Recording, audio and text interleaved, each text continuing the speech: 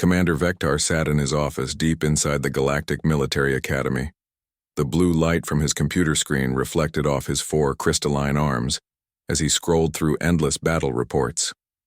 Outside his window, 3 moons hung in the purple sky of Nexus Prime, casting strange shadows across the Academy grounds. It was late in the night cycle, but Vector could not sleep. Something was wrong with the numbers, and he had spent the last week trying to figure out what it was. As the Academy's head analyst, it was his job to study combat training results and improve the simulation programs. But these particular results made no sense at all. Vector pulled up the file he had been studying for days. It contained reports from the 7 deadliest training exercises in Academy history. These were not normal training sessions. They were brutal tests designed to push cadets beyond their limits. Most species sent their best warriors to face these challenges, and most of those warriors died in the simulations. The exercises had names that made even experienced soldiers nervous. The Asteroid Mining Station Assault, Zero-Gravity Urban Warfare, Biohazard Containment Breach, Hostile Alien Hive Infiltration, Deep Space Survival, Nuclear Facility Meltdown Evacuation, Planetary Evacuation under Orbital Bombardment. Each simulation was designed to have 0 survivors. The Academy created them to study how different species reacted under impossible conditions. The data collected from these exercises helped military leaders understand the limits of their forces. It was grim work, but necessary for galactic security. Vector had run these numbers through his computer systems dozens of times. Each time, the same impossible result appeared. In every single one of these 7 exercises, there had been exactly 1 survivor. The same survivor every time. Her name was Lee Hanna. She was human, 22 years old, from a planet called Earth. According to her file, she was an average cadet with decent but not outstanding scores in most subjects. Her physical fitness ratings were good for a human, but nothing special compared to the warrior races like the Corvins or the Zinthari. Yet somehow, this unremarkable human female had survived 7 exercises that were designed to kill everyone who entered them. Vector leaned back in his chair and rubbed his temples with 2 of his hands. His other 2 hands continued typing, pulling up more detailed information about each exercise. The first one had taken place 18 months ago. 30 cadets had entered the Asteroid Mining Station Assault simulation. 29 had died. Lee Hanna had walked out alive. The pattern repeated itself over and over. Different scenarios, different teams, different types of enemies and challenges, but always the same result. Everyone died except Lee Hanna. Vector opened her psychological profile. The human female had been flagged for counseling after the 3rd simulation. She showed signs of what human doctors called survivor guilt. She had trouble sleeping and often seemed distant during classes. Her friends reported that she sometimes stared at empty chairs where her dead teammates used to sit. But despite her emotional struggles, she kept volunteering for the most dangerous exercises. Her instructors had tried to assign her to safer training programs, but she always requested to be put back on the high-risk list. When asked why, she gave simple answers like, "Someone has to do it," or "I can help others survive." The problem was that others did not survive when they went with her. Only she did. Vector stood up and walked to his window. The Academy sprawled out below him like a small city. Thousands of cadets from hundreds of different species trained here every day. They came from every corner of the galaxy to learn how to protect their worlds and serve the greater good. Humans were relatively new to the galactic community. Their planet had only been contacted 50 years ago, and they had only been allowed to send cadets to the Academy for the past 10 years. Most species had taken centuries to earn that privilege. Vector had worked with human cadets before.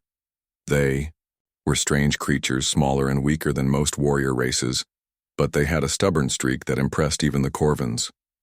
They refused to give up, even when logic said they should surrender. But Lee Hanna was different from the other humans he had observed. He returned to his desk and pulled up the video recordings from the exercises. Most of them were classified above his security level, but he had special research permissions that allowed him to access older files. The first recording he opened was from the biohazard containment breach exercise. The grainy footage showed a team of 15 cadets entering a simulated research facility. A deadly virus had been released, and they had to evacuate civilians while avoiding infection. The virus was designed to be lethal to all known species within hours of exposure. Vector watched as the team moved through the facility. One by one, the cadets began to show symptoms of infection. Their movements became sluggish, their communication broke down, and they started making mistakes. By the halfway point of the exercise, most of them were dead or dying. But Lee Hana kept moving. The recording showed her dragging unconscious civilians to safety while her own teammates collapsed around her. When the final evacuation ship arrived, she was the only one left alive to board it. The medical report from after the exercise showed something impossible. Lee Hana had been exposed to the same virus as everyone else, but her body had somehow fought it off. Not only had she survived, but she had developed complete immunity in a matter of hours. Vector paused the recording and studied the image of the young human female. She looked tired and sad, but not surprised. It was as if she had expected to be the only survivor. He opened another file, this one from the Deep Space Survival Exercise. Cadets were placed in damaged ships with limited life support and had to find ways to survive until rescue arrived. The average survival time was 6 hours. Most cadets died from oxygen loss, system failures, or debris impacts. Lee Hana had survived for 3 days. The recording showed her jury-rigging life support systems using parts from damaged equipment. She had created tools from scrap metal and somehow managed to repair critical systems that trained engineers said were unfixable. When the rescue team arrived, they found her conscious and alert, as if the impossible conditions had barely affected her. Vector realized his hands were shaking. As he closed the files, he had been analyzing combat data for 20 years, but he had never seen anything like this. Lee Hana was not just lucky or skilled, she was something else entirely. He opened a new document and began typing his preliminary report. But after a few sentences, he stopped. Who would believe this? The survival rate he was documenting was statistically impossible. Even if he included all the evidence, his superiors would assume he had made an error in his calculations. Vector looked at the clock on his computer screen. It was very late, and the academy would be quiet now. Most of the cadets and instructors would be asleep. This would be the perfect time to access the classified battle recordings that contained the full details of each exercise. He knew that accessing those files without proper authorization could end his career. The recordings contained sensitive, military data and detailed information about academy training methods. But he also knew that he would never understand what made Lee Hana special without seeing exactly what had happened in those simulations. Vector's fingers hovered over his keyboard. Once he started down this path, there would be no turning back. He would either find answers that changed everything, or he would destroy his career chasing an impossible mystery. He took a deep breath and began typing in the access codes for the classified archives. Whatever Lee Hana was, whatever made her different from every other cadet in the academy, he was going to find out. The galaxy might depend on it. Vector's hands trembled as he entered the final access code. The classified archives opened on his screen, showing files that few beings in the galaxy were allowed to see. Red warning messages flashed, reminding him that unauthorized viewing could result in imprisonment or worse. He ignored them and searched for the recording he wanted most: the asteroid mining station assault, the first exercise where Lee Hana had been the sole survivor. The file was enormous, containing not just video footage but detailed biometric data from every cadet involved. Vector downloaded it to his secure workstation and began to watch. The recording started with 30 cadets standing in a briefing room 18 months ago. They represented 12 different species from across the galaxy. Tall blue Xanthari with their large eyes and psychic abilities. Massive Corvins covered in natural armor plating. Quick-moving insectoid Krillex with their compound eyes. And scattered, among them, 5 humans, including Lee Hana. The mission briefing was simple but terrifying. The cadets had to retake a mining station that had been captured by hostile forces. The station was built inside a large asteroid, with narrow tunnels and cramped spaces that made fighting difficult. Intelligence reports suggested at least 200 enemies were waiting inside. Vector paused the recording to study the cadets' faces. Most looked nervous but determined. The Corvins seemed eager for battle, as was typical for their warrior culture. The Zenthari appeared calm, probably using their mental abilities to stay focused. The humans showed a mix of fear and resolve. Lihanna stood near the back of the group. She was shorter than most other cadets, with dark hair and serious eyes. Her expression was unreadable, but Vector noticed she kept glancing at her teammates, as if memorizing their faces. The exercise began with the cadets boarding a transport ship. Their target was a massive asteroid floating in space, its surface covered with mining equipment and defensive weapons. The hostile forces had turned the mining lasers into weapons and blocked all the main entrances. Captain Torvak, a veteran Corvin instructor, led the assault team. His plan was straightforward. Half the team would create a distraction at the main entrance while the other half entered through maintenance tunnels. Once inside, they would fight their way to the command center and retake the station. Lihanna was assigned to the tunnel team along with 14 other cadets. They approached the asteroid in a small stealth craft, trying to avoid the defensive sensors.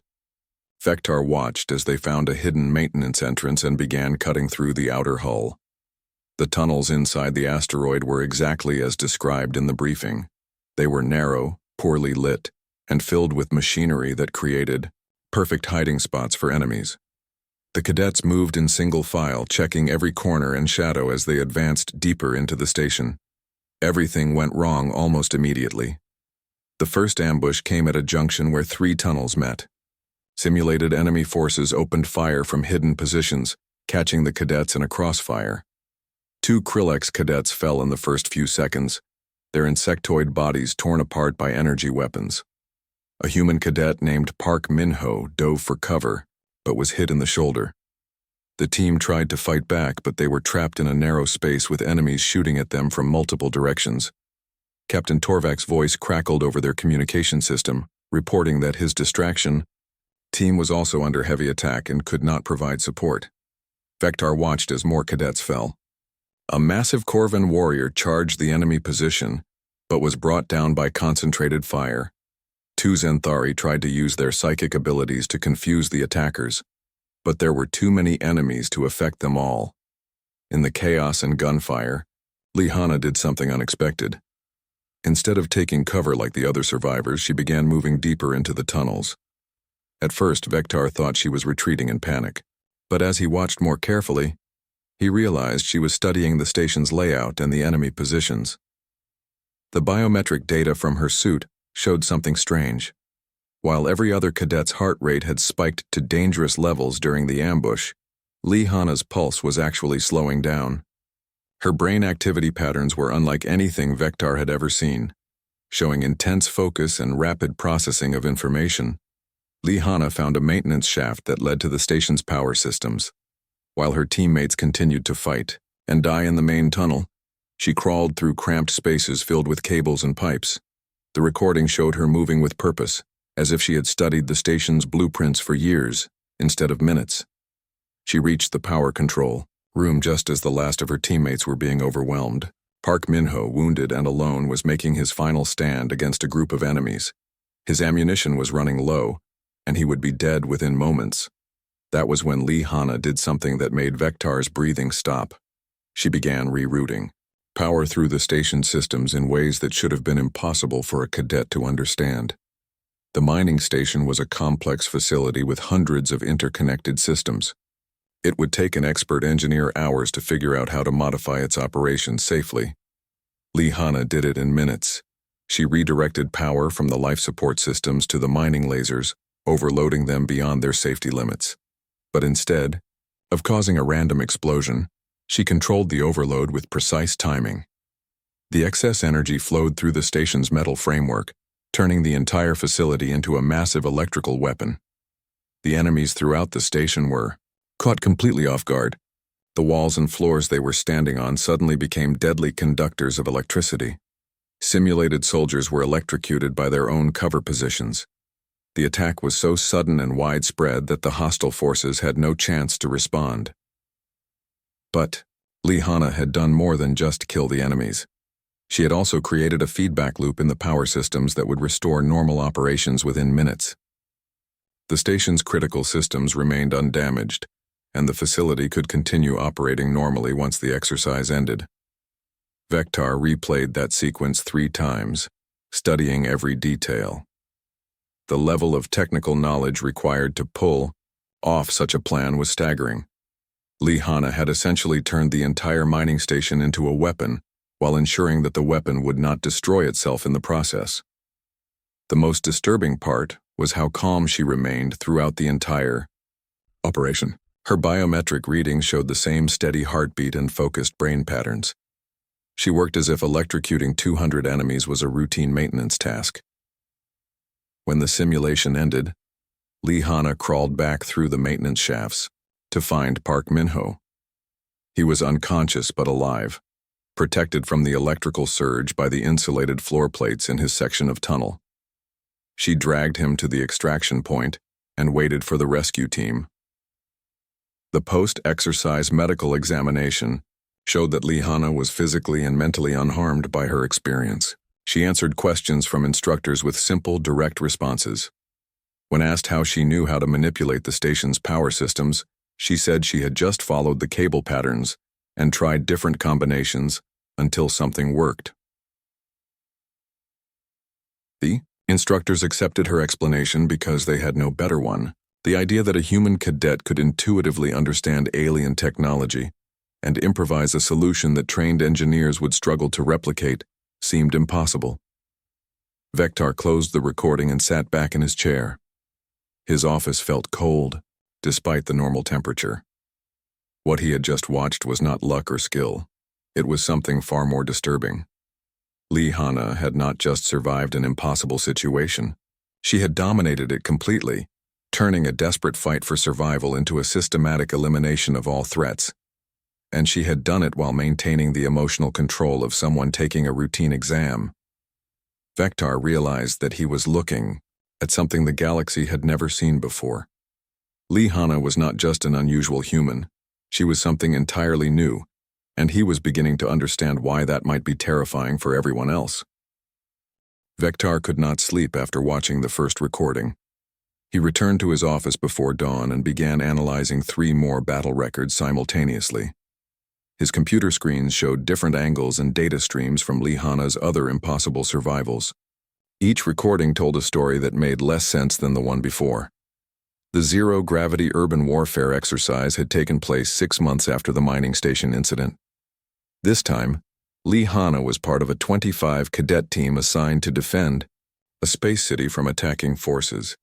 The city was built inside a huge rotating cylinder, with artificial gravity created by centrifugal force. Vector watched as the exercise began. Enemy ships attacked the city's rotation mechanisms, causing sections to lose gravity while others spun out of control. The defending cadets were supposed to maintain order and protect civilian areas while adapting to constantly changing gravitational conditions. Most cadets struggled with the shifting gravity fields. Even experienced pilots found it difficult to move effectively when up and down kept changing directions. The Zenthari became disoriented when their psychic abilities were disrupted by the spinning motion. The Corvins, despite their strength, were helpless when thrown around by gravitational forces they could not fight. Lihanna adapted to zero gravity, as if she had been born in space. Vector studied her movements, frame by frame. While other cadets flailed helplessly or crashed into walls, she used the changing gravity as a navigation tool. When a section of the city lost artificial gravity, she pushed off walls and obstacles to launch herself exactly where she needed to go. When gravity returned suddenly, she was always in position to land safely and continue fighting. But adaptation was only the beginning of what she did. The recording showed Lihanna discovering that the city's rotation system could be controlled manually from emergency stations throughout the facility. While her teammates focused on direct combat with the attacking forces, she began moving from station to station, making small adjustments to the rotation speed and direction.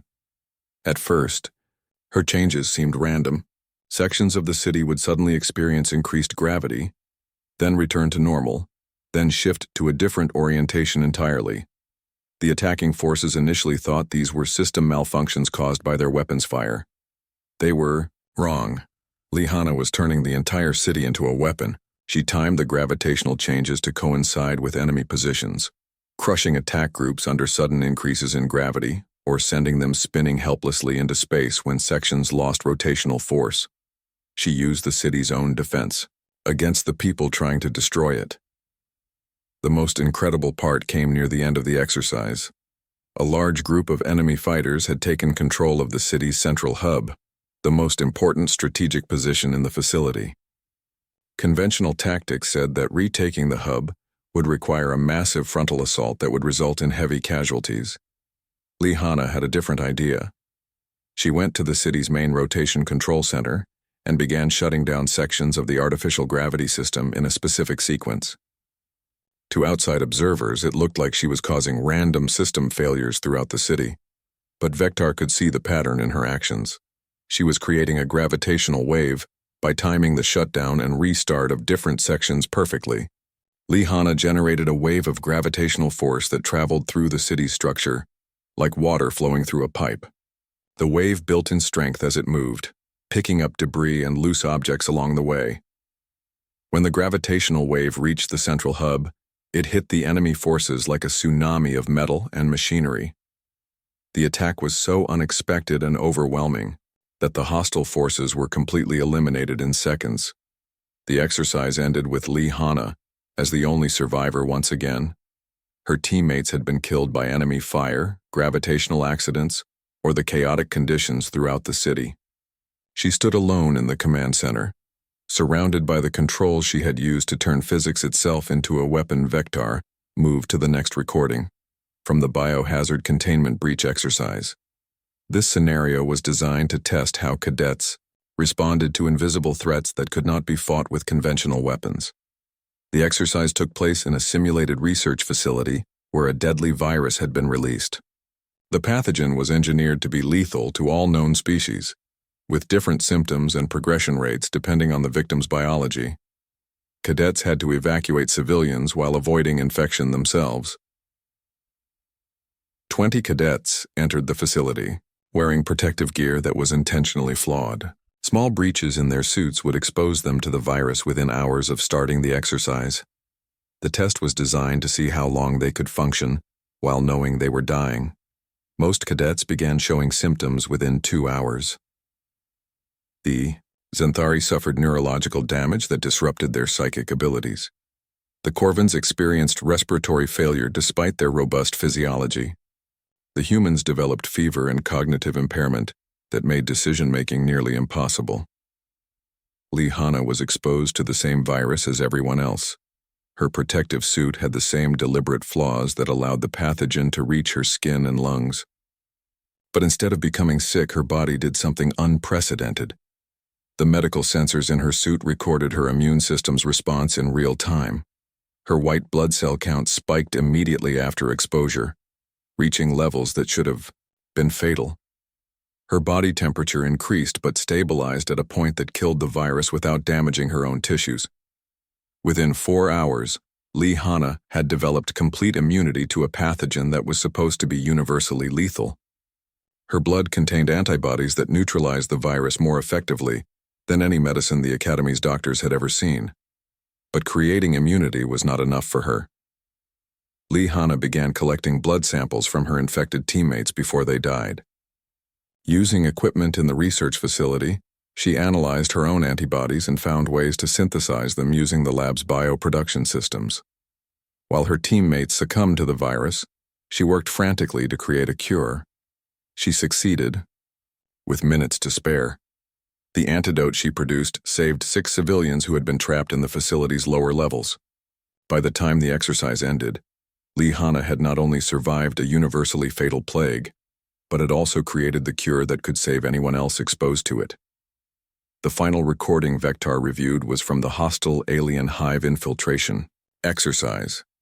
This scenario put cadets inside a reproduction of an actual alien nest that had been discovered on a distant world. The facility was designed by creatures with completely different biology and psychology from any known species. The artificial aliens in the simulation hunted using chemical signatures, tracking prey by scent and pheromone markers that were impossible for most species to mask or avoid. The maze-like structure of the hive was designed to confuse and disorient intruders, with passages that led nowhere and chambers that served no apparent purpose. 18 cadets entered the hive. Within hours, they were being picked off one by creatures that could track them, no matter where they hid or how quietly they moved. Lee Hanna solved the tracking problem in a way that amazed even Vectar. She began collecting chemical samples from the hive itself, analyzing the complex mix of pheromones and biological markers that filled the air. Most beings would have found the alien chemistry completely incomprehensible, but Lee Hanna somehow recognized patterns in the molecular structures. She discovered that the hive creatures used different chemical signals to mark territory, identify food sources, and communicate with each other. By coating herself with the right combination of alien pheromones, she became invisible to the hunters. They could no longer distinguish her scent from the background chemistry of their own nest. But becoming invisible was not enough to complete the mission. The exercise required cadets to destroy the hive's central breeding chamber, which was located deep in the facility's most heavily defended area. Lee Hanna studied the hive's architecture and realized that the seemingly random passages actually followed a complex three-dimensional pattern based on the alien's unique spatial reasoning. Once she understood the logic behind the design, she could navigate the maze as easily as the creatures that built it. She reached the breeding chamber and discovered something that changed the entire exercise. The destruction method that cadets were supposed to use would have worked, but it would also have released toxic spores that would kill anyone remaining in the facility. Lee Hanna found a different solution. She identified structural weaknesses in the hive's design and used controlled explosions to cause a collapse that sealed the breeding chamber without releasing the dangerous spores. Her method was safer, more efficient, and required a level of engineering knowledge that impressed the Academy's top instructors.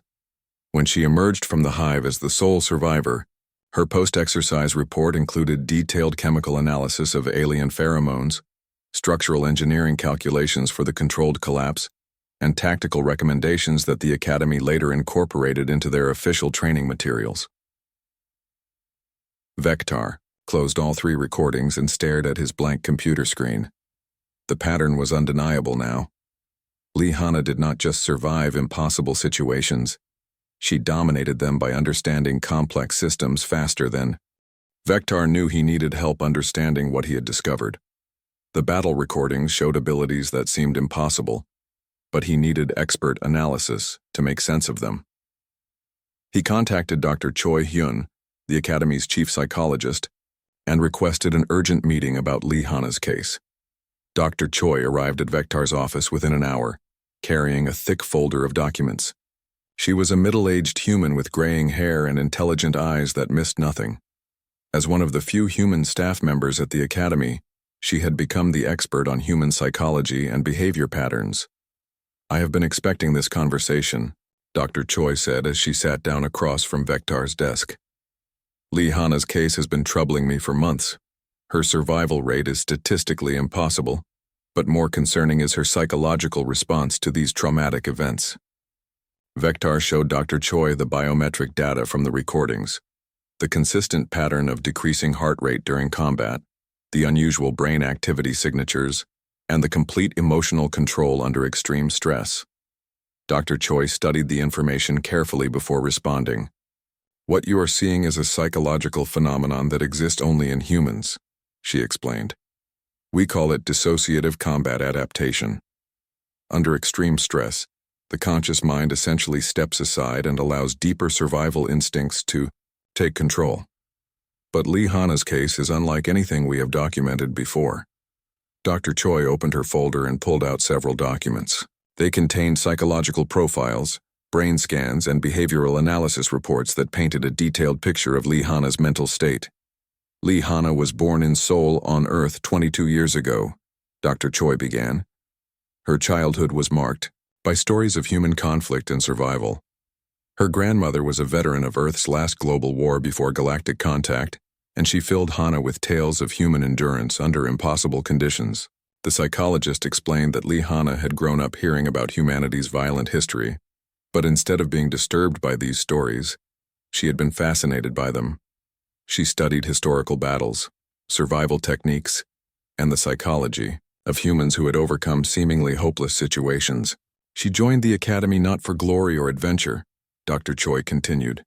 She genuinely believed that humans could contribute to galactic peace by proving their worth as protectors and survivors. She wanted to show that humanity's violent past could be channeled into something positive. Vektar looked at photographs of Hana from her academy application. She appeared younger and more optimistic than the person he had seen in the battle recordings. Her application essay spoke about wanting to help other species and learn from their wisdom. What changed her? Vektar asked. Dr. Choi pulled out a series of psychological evaluation reports dating from Hana's first survival incident. The first exercise broke something in her mind, but also revealed something that had always been there. She does not remember most of her actions during combat situations. She describes them as watching someone else perform through her body. The report showed that Hana suffered from severe nightmares after each exercise. She dreamed about the faces of every cadet who had died while she survived. She blamed herself for their deaths even though logic said she could not have saved them. She exhibits classic symptoms of survivor guilt, Dr. Choi explained. But her case is complicated by the fact that her survival abilities seem to activate automatically under stress. She cannot control when it happens or what she does during these episodes. Vektar studied brain scans that showed Hana's neural activity during combat simulations. Her brain patterns were unlike those of any other species on record. During high-stress situations, entire regions of her brain would activate simultaneously, creating connections and processing pathways that normally remained dormant. Is this ability common among humans? Vektar asked. Dr. Choi shook her head. We have observed similar responses in human soldiers throughout their history, but never at this intensity or consistency. Most humans who develop combat dissociation struggle with psychological trauma afterward. Hana seems to recover completely from each episode, which suggests her mind is adapted to handle these extreme states. The psychologist showed Vektar classified military records from Earth. Human armies had documented cases of soldiers performing impossible feats during desperate battles. Individuals who had shown tactical genius, physical abilities beyond normal human limits, and survival instincts that bordered on supernatural. Earth's military scientists studied this phenomenon for decades, Dr. Choi explained. They theorized that humans developed these abilities as a response to their planet's harsh evolutionary environment. Unlike other species that evolved in stable conditions, humans faced constant threats that required rapid adaptation and creative problem-solving. Vektar began to understand the implications. You are saying that Hana represents the extreme end of natural human evolution? Possibly, Dr. Choi replied. But there is another theory that is more disturbing. Some researchers believe that these abilities are not natural evolution, but rather a form of genetic memory passed down through generations of human survivors. The psychologist explained that human DNA contained genetic markers from thousands of generations of ancestors who had survived catastrophic events. Wars, natural disasters, plagues, and other threats had shaped human genetics in ways that other species had never experienced. Hana may be accessing survival knowledge accumulated over millennia of human conflict, Dr. Choi said. Her mind could be drawing on tactical insights and problem-solving approaches developed by countless human survivors throughout history. As they discussed Hana's psychological profile, alarms began blaring throughout the academy. Emergency lights flashed red, and automated announcements filled the corridors. Vektar and Dr. Choi looked out the office window to see ships approaching the station in attack formation. "This is not a drill," came the voice over the communication system. "All personnel report to emergency stations immediately. The academy is under attack." Vektar's computer screen showed tactical displays of the approaching enemy fleet. The attacking ships were using technology that the academy's sensors could not identify. Their weapons were overwhelming the station's defensive systems with ease. "We need to evacuate," Dr. Choi said, gathering her documents. But before they could leave the office, a new voice came over the communication system. It was Lee Hana. All cadets report to evacuation pods immediately. Her voice was calm and controlled, despite the chaos around them. Do not attempt to engage enemy forces. Repeat, proceed directly to evacuation areas. Vector looked at Dr. Choi with growing concern. She is not authorized to issue evacuation orders. No, Dr. Choi replied grimly. But if her psychological pattern holds true, she is about to enter another dissociative episode. And this time it will not be a simulation. Through the office window, they could see Lee Hana in the corridor below, directing groups of panicked cadets toward the evacuation areas. Even from a distance, Vector could see that something was different about her movements. She walked with purpose and confidence that seemed unnatural given the desperate situation. Her survival instincts are activating, Dr. Choi observed. In previous exercises, this transformation happened gradually as conditions became more desperate. But this real attack seems to have triggered an immediate response. Vector watched as Lee Hana organized the evacuation with military efficiency that impressed even veteran instructors.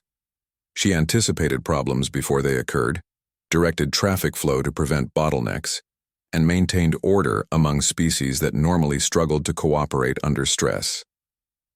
Should we try to reach the evacuation pods? Vector asked. Dr. Choi was studying Lee Hana's behavior through the window. I do not think the evacuation pods are safe. Look at the enemy attack pattern. They are targeting the evacuation routes specifically. This is not a random assault.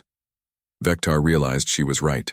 The attacking ships seemed to know exactly where the Academy's weaknesses were located. They were systematically destroying escape routes and defensive positions with precision that suggested inside knowledge. They came here for something specific, Dr. Choi said quietly. And I think we both know what that something is. In the corridor below, Lee Hana had stopped directing evacuation traffic. She stood motionless for a moment, as if listening to something only she could hear. Then she began walking toward the Academy's Central Command Center, moving against the flow of fleeing personnel. She is not going to evacuate, Vector realized. No, Dr. Choi agreed. She is going to fight. And based on everything we know about her psychological profile, she is going to win. The question is whether anyone else will survive the experience. Vector gathered the most important files from his computer and prepared to follow Lee Hana toward the command center. He had studied her battle records extensively, but he had never seen her abilities in action during a real crisis. He knew that what happened next would either prove his theories about human combat evolution or destroy the Academy entirely. We need to document what happens, he told Dr. Choi. If Lee Hana is truly what we think she is, the galaxy needs to understand what humans are capable of. Dr. Choi nodded grimly. And if we are wrong, we need to understand that too. Because if Lee Hana fails, we will. The Academy shook under enemy weapons fire as Vector and Dr. Choi made their way through corridors filled with smoke and debris. Emergency lighting cast strange shadows on the walls, and the sound of approaching combat grew louder with each step. They took toward the command center. They found Lee Hana in the main tactical operations room, standing before a wall of displays that showed the battle raging outside. Enemy ships swarmed around the Academy like angry insects, their weapons systematically destroying defensive systems and evacuation routes.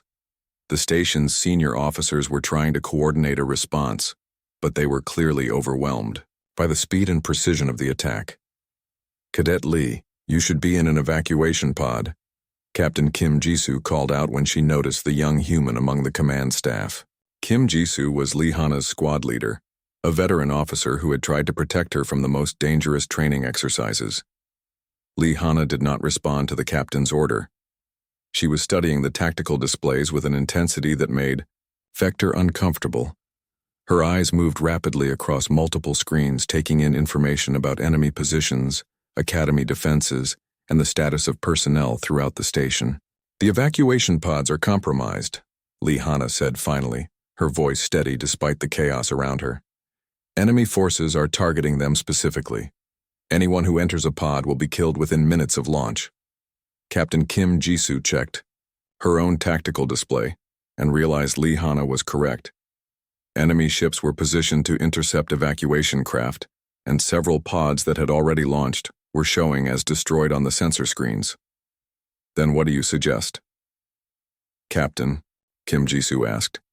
Lee Hana pointed to a section of the academy that showed heavy damage from enemy weapons. They are trying to breach the research archives in Section 7. That is their primary objective. The attack on evacuation routes is secondary, designed to trap personnel while they complete their main mission. Commander Thane, the Academy's HFY senior tactical officer, studied the same displays that Lee Hana was analyzing. How can you be certain of their objectives? We have not identified the attacking species or their technology. Watch their movement patterns, Lee Hana replied. She manipulated the tactical display to show the enemy ship's positions over time. They could have destroyed the Academy's life support systems within the first 10 minutes of the attack. Instead, they have focused on specific targets while avoiding areas that would cause total destruction. Vector realized she was right. The attacking force was using precise tactics designed to capture rather than destroy the Academy.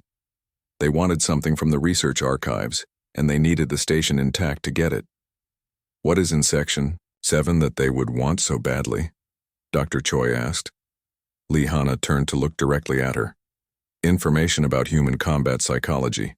Specifically, classified research on dissociative adaptation responses in extreme stress situations. The room fell silent except for the sound of distant explosions. Everyone present understood the implications. The attacking force knew about Lee Hana's abilities and had come to steal the research data that documented them. They want to replicate human combat adaptation in their own species, Lee Hana continued. But they do not understand that the abilities cannot be copied or transferred. They can only be activated through genuine survival pressure. Captain Kim Jisoo activated the Academy's internal communication system. All personnel, this is an emergency directive. Do not report to evacuation pods. Take shelter in reinforced areas and await further instructions. Lee Hana moved to a weapons control station and began accessing the Academy's defensive systems. I can stop them, but I will need complete control of the station's tactical resources. Commander Thane hesitated. Giving weapons control to a cadet violated every military protocol, but their current tactics were clearly failing against the superior enemy force. What is your plan? He asked. Lee Hana's fingers moved across the control interface with increasing speed. The enemy ships are using adaptive shielding that adjusts to our weapons frequency. Their advantage comes from real-time analysis of our defensive patterns. I need to create attack sequences that their computers cannot predict or adapt to. Vector watched as Lee Hana began reprogramming the Academy's weapon systems. She was modifying, firing patterns, adjusting power levels, and coordinating multiple defensive platforms in ways that the original designers had never intended. How do you know this will work? Captain Kim Jisoo demanded.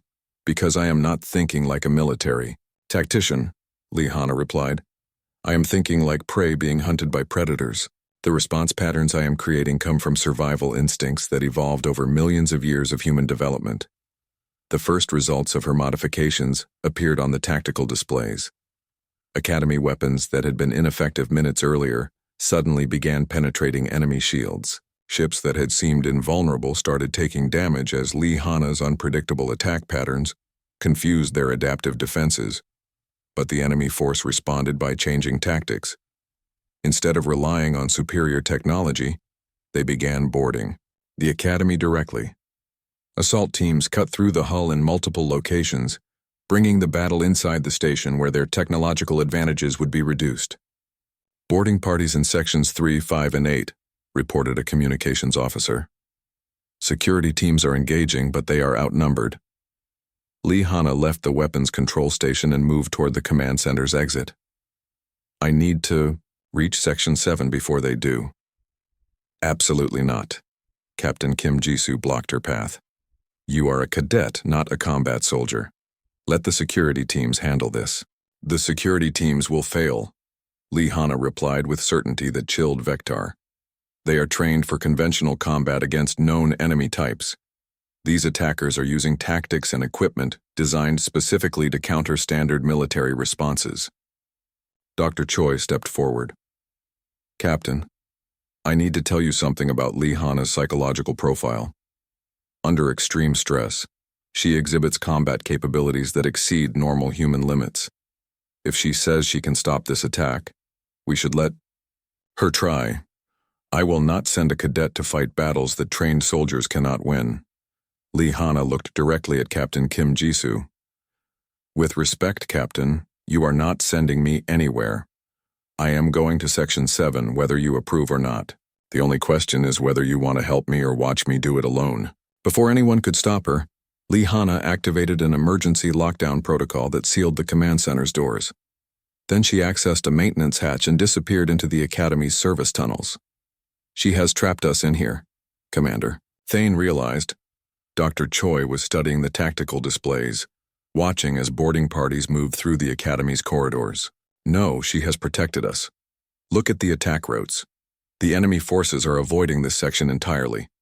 They know exactly where she is going, and they are moving to intercept her. Vectar connected his portable computer to the command center's monitoring systems.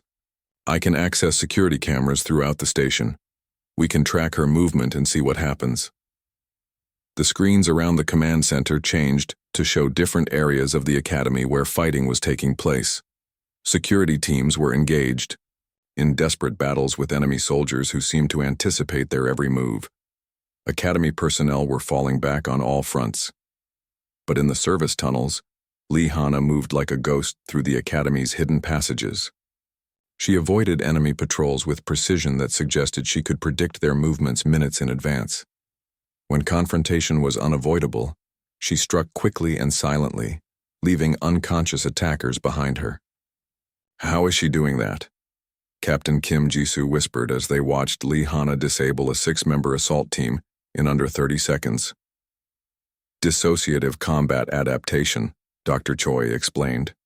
Her conscious mind has stepped aside to allow deeper survival instincts to control her actions.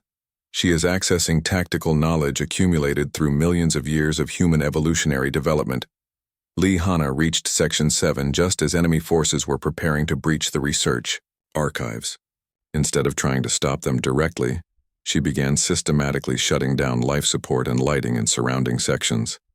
The attackers found themselves fighting in complete darkness while struggling to breathe in the thin atmosphere. But Lee Hana had adapted to the conditions she created. She moved through the darkened corridors as if she could see perfectly, striking at enemies who could barely stand upright in the reduced atmosphere.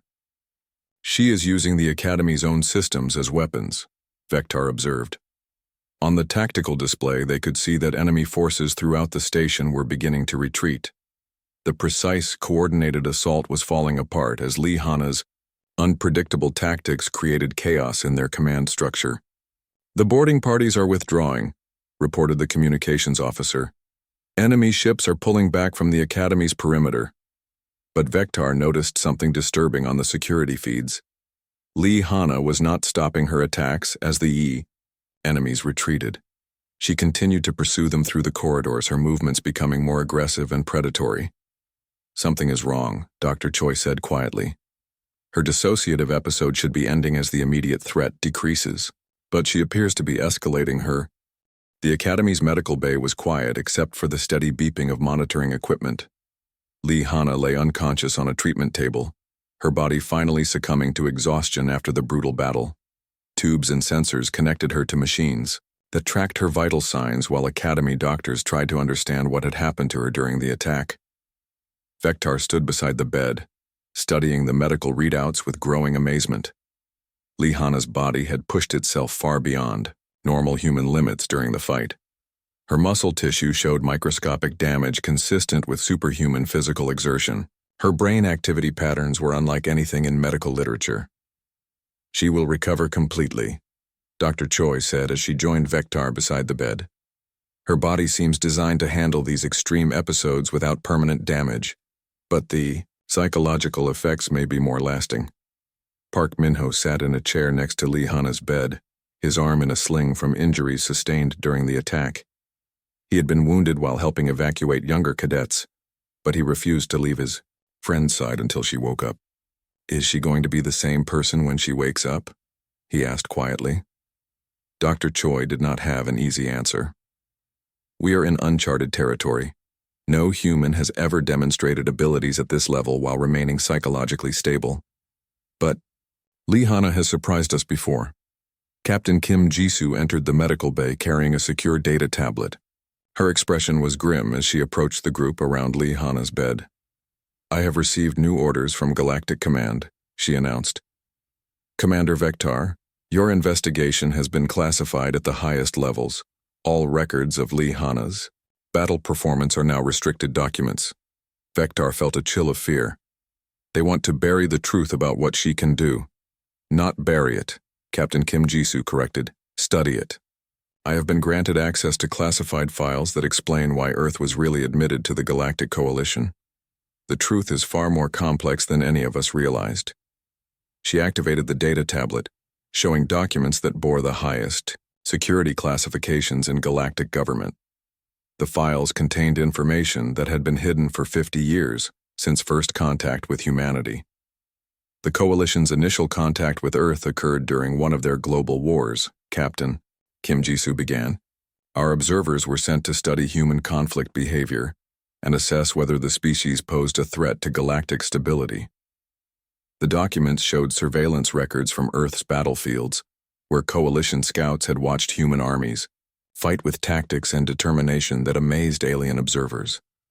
Every time the observers thought they understood human capabilities, human forces would evolve new strategies that surpassed their previous performance." "What did they conclude?" Dr. Choi asked. Captain Kim Jisoo displayed genetic analysis reports that compared human DNA to that of other galactic species. They discovered that humans are the result of evolutionary pressures unlike anything else in known space. Most species evolved on worlds with stable environments and predictable threats.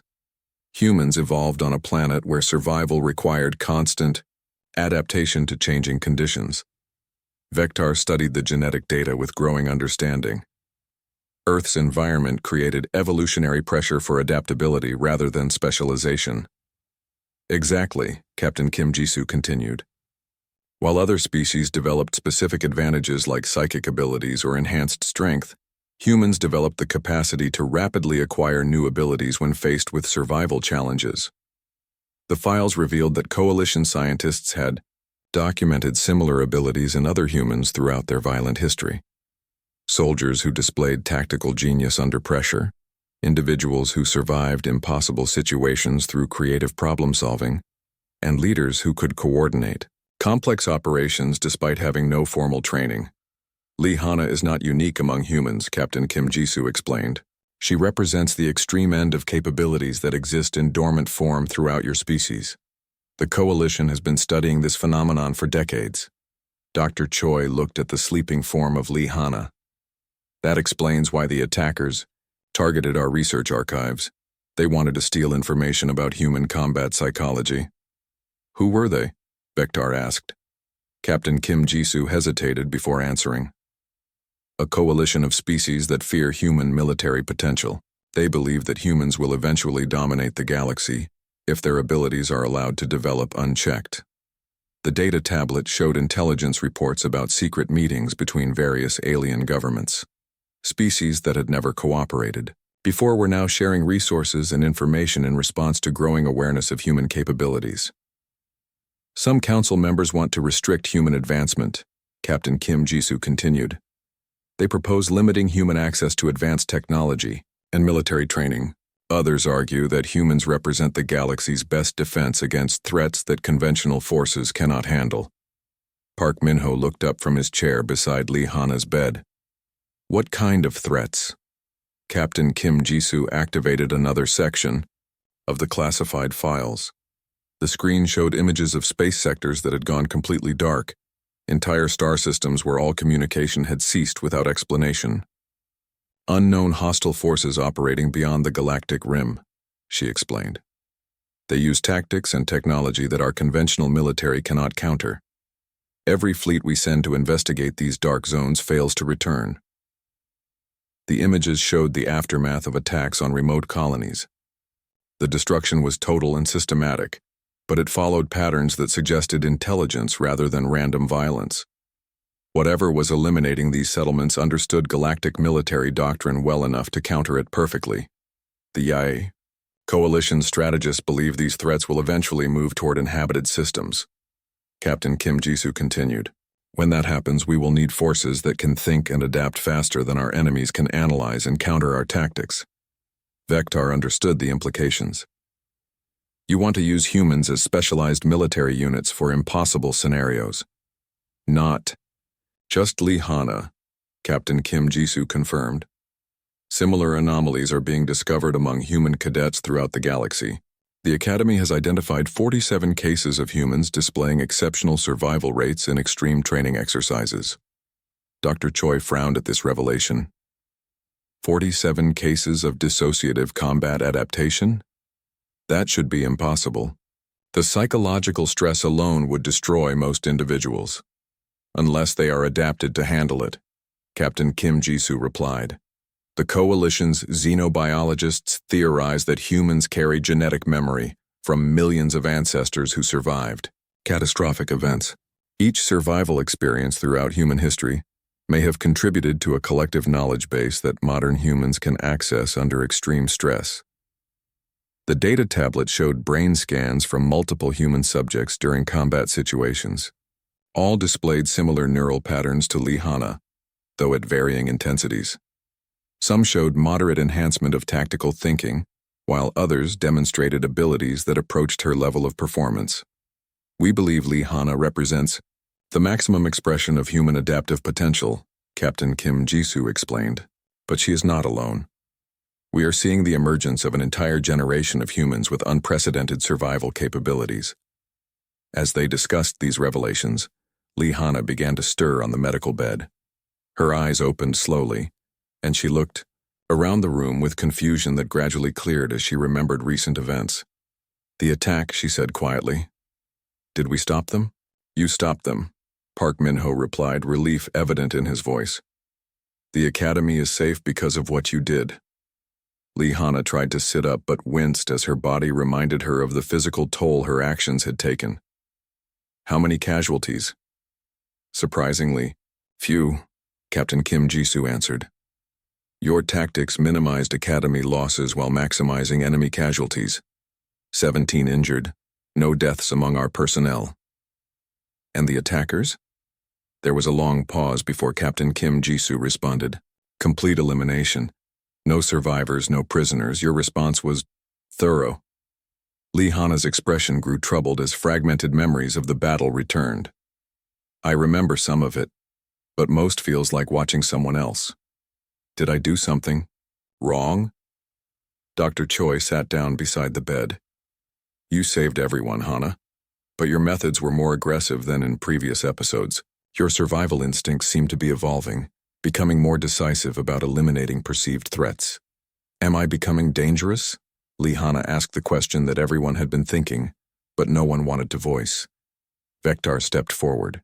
You are becoming something new, something that the galaxy has never seen before. Whether that makes you dangerous depends on how we choose to understand and guide these abilities. Captain Kim Jisoo activated a final section of the classified. Farsi.